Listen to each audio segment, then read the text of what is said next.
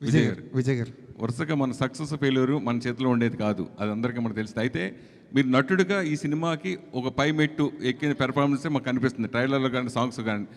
ఆ రకంగా చెప్తే ఏం చెప్తారు మీరు? అట్లా ఎందుకు అనిపిస్తుంది అంటే గౌతమ్ తిన్నూరి రైటింగ్ వల్ల, అనిరుద్ మ్యూజిక్ వల్ల, జొమాంటి జాన్, గిరీష్ గంగాధరన్ సినిమాటోగ్రఫీ వల్ల.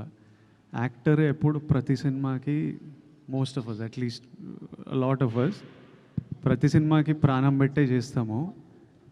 మిగతావన్నీ కలిసి వచ్చినప్పుడు మీ అందరికీ చాలా బాగా అనిపిస్తుంది. ఎక్కడన్నా అది మిస్ అయితే సరిగ్గా చేయలే అనిపిస్తుంది, బాగా అనిపించదు. So if you all are feeling the impact, it's because of the team that I have with me. Vijay garu, మిమ్మల్ని కెరీర్ ముందు నుంచి చూస్తున్నాను, చాలా అగ్రెసివ్గా మాట్లాడతారు. ఈరోజు మాత్రం స్కూల్కి వచ్చిన పిల్లాడు కూర్చుని పద్ధతిగా, చాలా కామ్గా, పొలైట్గా, చాలా పద్ధతిగా ఒక స్కేల్ ప్రకారం మాట్లాడుతున్నట్టు అనిపిస్తుంది. ఎందుకో నేను ఎప్పుడు లోపల అనిపించేది మాట్లాడతా, ఇప్పుడు ఇట్లా అనిపిస్తుందేమో అట్లా మాట్లాడుతున్నా. ఆ రోజు అంటే ఇప్పుడు ఇనిషియల్ స్టేజ్లో అగ్రెషన్ అదొక, అప్పుడు కూడా నేను ఎప్పుడు నిజంగా మనసులో అనిపించిందే మాట్లాడతాను. నేను దేని గురించి ఎవరి కోసమో నేను మారను. నాకు ఈరోజు ఇట్లా అనిపిస్తే ఈరోజు ఇట్లా ఉంటా.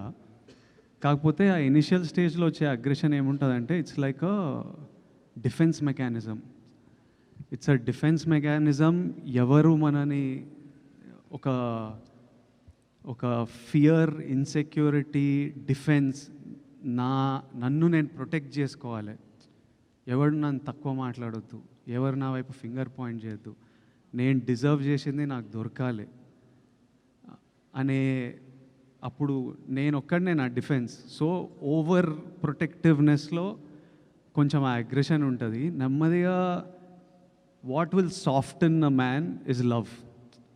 ప్రజల గురించి లవ్ వచ్చిన ఎంత సినిమాల్లో కూడా చూస్తుంటాం కదా, స్టార్టింగ్ అగ్రెసివ్ హీరో ఉంటాడు, అమ్మాయి లైఫ్లోకి వచ్చిన మదర్ వలన ఎవరో సాఫ్ట్ అయిపోతుంటారు. ప్రజల లవ్ వల్ల ఇట్లా మీరు కూడా నా వైపు ఇక ప్రేమతో ఉన్నారు, ఇక మొత్తం సాఫ్ట్ అయిపోయినా. అట్లా ఆ ఇన్సెక్యూరిటీని దాటుకుని వచ్చేసారండి మీరు.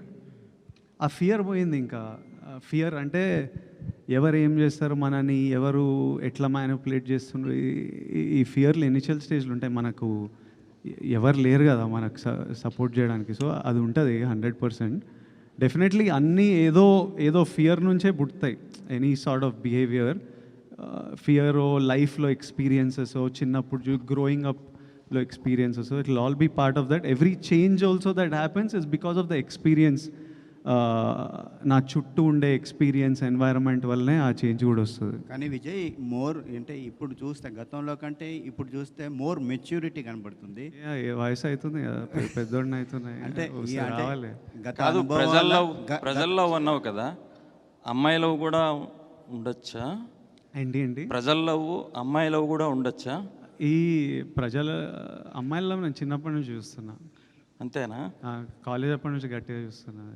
విజయ్, ఈ మెచ్యూరిటీకి గత అనుభవాలు కారణమా, లేకపోతే ఈ క్యారెక్టర్ వల్ల ఏమన్నా చేంజ్ ఓవర్ వచ్చిందా? సారీ, మళ్ళీ సినిమాలో క్యారెక్టర్ వల్ల ఏమైనా చేంజ్, మెచ్యూరిటీ ఏమన్నా వచ్చిందా, లేకపోతే గత అనుభవాలను దృష్టిలో పెట్టుకొని ఏమన్నా? లైఫ్ నేర్పిస్తుంది అన్ని. మొన్న హాలీవుడ్ రిపోర్టర్కి ఇంటర్వ్యూ ఇచ్చారు కదా, నెపోటిజం అని, దానిపైన ఏంటి అంటే మీ ఒపీనియన్ ఏంటి అసలు దానిపైన? నేనేం చెప్పినా ఒకసారి చెప్తారా? నాకు గుర్తులేదు. అంటే ఏదన్నా డిసిషన్ తీసుకోవాలంటే వాళ్ళకి ఫాదరు లేకపోతే దాని వెనకాల ఎవరన్నా ఒకరు ఉండి దాన్ని, ఇది ఒక 6 నెలలు దాన్ని ఒక స్టోరీ ఎవరైనా చేయాలంటే దాన్ని రీక్రియేట్ రాయటం, ఇదంతా చేయడానికి దానికి ఎవరో ఒకరు సపోర్ట్ ఉండాలి. లేకపోతే దాన్ని నేను ఎవరో ఒకరు బ్యాక్గ్రౌండ్ ఉంటుంటారు, నాది అట్లా కాదు, నాకు నేనే చేసుకోవాలి, నా వెనకాల ఎవరు లేరు అని. కాకపోతే సోషల్ మీడియాలో ఇదేమో నెపోటిజం, దీనిపైన ఇలానే వచ్చింది మొత్తం కూడా.